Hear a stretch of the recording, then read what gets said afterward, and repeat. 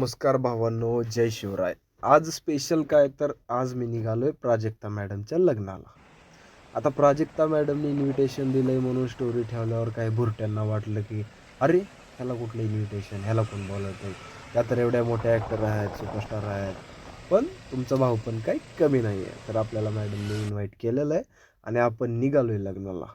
आता मॅडमच्या लग्नाला जायचं म्हटल्यावर एवढी उत्सुकता होती की मी सकाळपासूनच एक्सायटेड होतो. आणि त्यातही सिग्नल वगैरे लागलं की मग डोकंच खराब होत होतं. पण फायनली मग आपण तिथे पोहोचलो. अशी खतरनाक स्टेज वगैरे होतं. मध्ये गेलो तर पूर्ण बघून म्हणजे असं एकदम काय सांगू, एवढं भारी फील होत होतं. मग तिकडनं झाली मॅडमची एंट्री नंदीवरी बसून.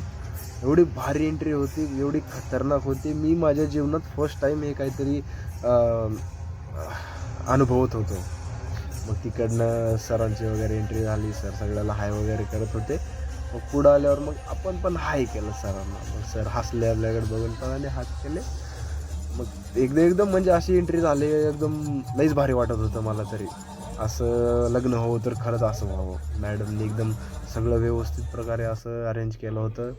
मग तिकडनं मध्ये जेव्हा जातो तेव्हा एवढा भारी व्ह्यू होता. इकडे काय काय होतं काय माहिती, म्हणजे ज्यूस वगैरे एवढं व्ही-आय-पी म्हणजे सगळं खतरनाक होतं. त्यातल्या काही गोष्टी आपल्याला कळल्या नाहीत, सोडा, आपण कधी बघितल्या पण नव्हत्या. मग तिकडनं स्टेज तर बघण्यासारखा एवढा खतरनाक लाइटिंग वगैरे होत्या.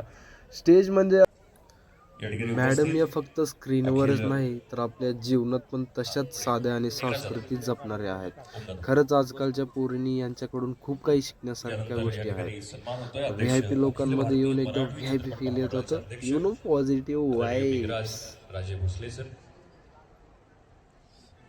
धन्यवाद. नजर चुकीने कोणाचा नामोल्लेख राहिला असेल किंवा नाव घेता